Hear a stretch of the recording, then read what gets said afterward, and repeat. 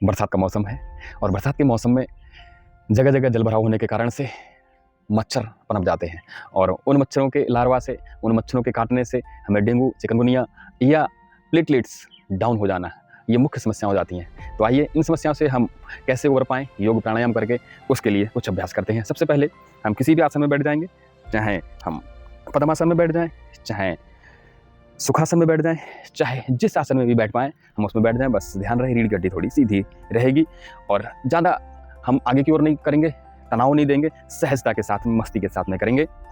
सांस भरी, बाहर छोड़ी, डीप ब्रीदिंग। सांस भरी, बाहर छोड़ी, सांस भरी, बाहर छोड़ी। भस्त्रिका प्राणायाम, सांस को गहरा भरना और लंबा छोड़ना। यह अभ्यास जब हम करते हैं तो हमारे शरीर में ऑक्सीजन का लेवल बढ़ने लगता है। ऑक्सीजन का लेवल बढ़ेगा तो हमारे सभी जितनी भी नस नाड़ियाँ खोलने लगती हैं, क्योंकि रक्त संचार प्रॉपर होने लगता है। कितनी देर करें? कम से कम 10 मिनट अवश्य करें, लेकिन धीरे धीरे करें। यदि आप डेंगू से पीड़ित हैं, यदि आप के शरीर में प्लेटलेट्स डाउन हो गई हैं, तो ऐसे में हम धीरे धीरे सहजता के साथ में, मस्ती के साथ में, मुस्कुराते हुए, चेहरे में किसी प्रकार का तनाव नहीं आएगा। सांस भरी,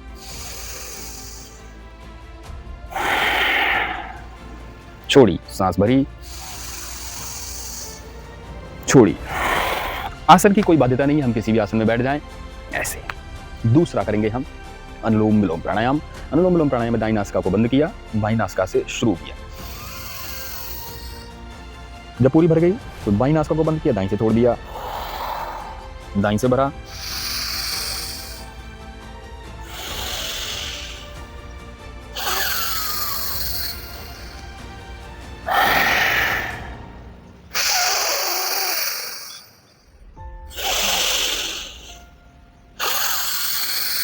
धीरे धीरे सहजता के साथ में सांस भरी, बाहर छोड़ी, जिससे लिया उसी से लेना, जिससे लिया उसी से छोड़ना, जिससे छोड़ा उसी से लेना। यह कहलाता है अनुलोम विलोम। और अनुलोम विलोम क्यों कहलाता है? सामान्य रूप से हमारा जो शरीर है, शरीर में 2 नासिका छिद्र हैं, एक समय में एक ही नासिका छिद्र मुख्य रूप से कार्य करता है। जब उसी के आधार पर सांस लेना और छोड़ना होता है तो वह स्वर कहलाता है अनुलोम, और जब उसके विपरीत होने लगता है तो विलोम। इसलिए इस प्राणायाम को अनुलोम विलोम प्राणायाम भी कहते हैं। अनुलोम विलोम प्राणायाम जब हम करेंगे, बाईं नासिका से सांस अंदर ली, दाईं से बाहर छोड़ी, दाईं से अंदर ली, बाईं से बाहर छोड़ी। और हमें इस प्रकार के किसी भी गफलत में, किसी भी कठिनाई में नहीं पड़ना है, किसी भी कॉम्प्लिकेशन में नहीं पड़ना है कि हम प्राणायाम को ऐसे करें वैसे करें। बस थोड़ी सहजता के साथ में करें, मस्ती के साथ में करें। और इस ऐसे भी नहीं करें, विभिन्न प्रकार की टिप्पणियाँ हम देखते हैं अलग अलग जगह पर, तो हम टिप्पणी को ज़्यादा ध्यान ना करें। हम यह ध्यान करें, जिस प्रकार से नीम के खाने से मुंह कड़वा होता है, उसका लाभ मिलता है। जिस प्रकार से हम मीठा खाते हैं, मीठा खा के हमारे जो आत्मा तक, कुछ लोग मीठे के इतने शौकीन होते हैं कि उनकी आत्मा तृप्त हो जाती है, तो मीठा खाने से हमें बहुत अच्छा लगता है। नीम के खाने से तत्काल में तो कड़वा लगता है, लेकिन उसका लाभ अप्रतिम है। नीम खाएं तो, मीठा खाएं तो हमें उसका प्रभाव दिखाई पड़ता है। ऐसे ही प्राणायाम करें, थोड़ा सा यदि इधर उधर भी हो रहा है तो लाभ आपको मिलना ही मिलना है। तो हम अनुलोम विलोम प्राणायाम करें, फिर करें भ्रामरी प्राणायाम 5 बार। प्लेटलेट्स के लिए, प्लेटलेट्स काउंट डाउन है, डेंगू हो गया है। धीरे धीरे सांस भरी,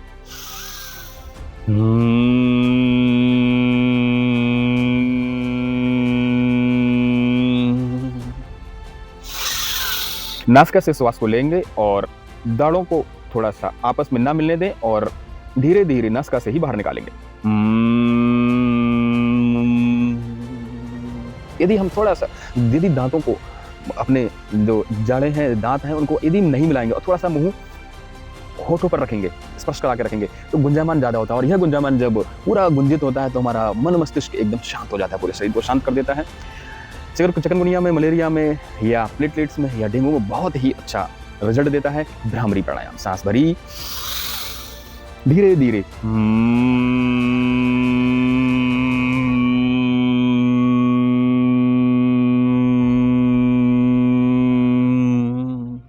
यह करीब 11 बार अभ्यास करें। और इसके बाद हम करते हैं पीठ के बल लेट कर किए जाने वाले आसनों में शवासन। शवासन में से लेट जाएंगे ऐसे ही, और जो स्पंदन हो रहे हैं, जो वाइब्रेशंस हो रहे हैं, उनको हम ध्यान में रखते हुए हथेलियां ऊपर की ओर, पूरे शरीर को शिथिल छोड़ देंगे। यह अभ्यास भी कम से कम 3 से 5 मिनट अवश्य करें।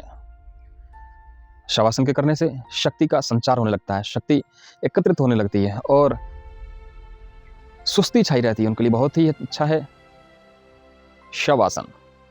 सोना नहीं है, शिथिल कर देना है पूरे शरीर को, मन को, उंगलियों को।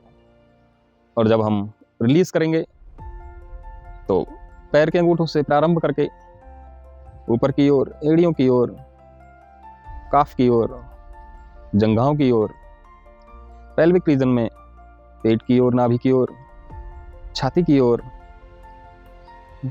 गर्दन वाले हिस्से में, हाथों की उंगलियों को भी ऐसे ही लाएंगे कंधों तक, पूरा गले की ओर जाएंगे, गर्दन की ओर, और ध्यान केंद्रित कर देंगे आज्ञा चक्र में।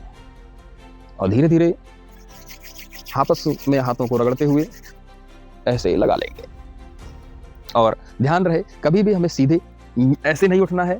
यदि हम सो करके भी उठ रहे हैं तब भी हमें बाईं करवट लेकर ही उठना है। बाईं करवट लेकर के भी उठेंगे तो जिनको निरंतर कमर दर्द की समस्या बनी रहती है उन्हें भी लाभ मिलेगा। और अंत में करते हैं 3 प्राणायाम, 5 आसन। यह बहुत ही अच्छे हैं।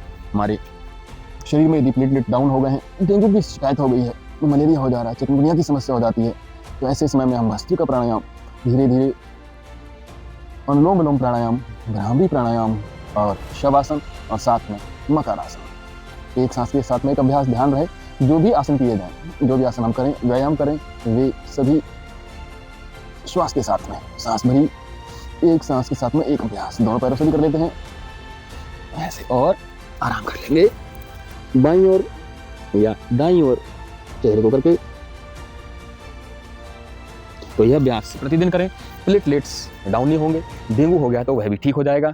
और आयुर्वेद की औषधियों का परामर्श के अनुसार सेवन करते रहें। डेंगू, चिकनगुनिया, मलेरिया और प्लेटलेट्स के लिए यह आसन करते रहें, बहुत ही लाभ मिलेगा।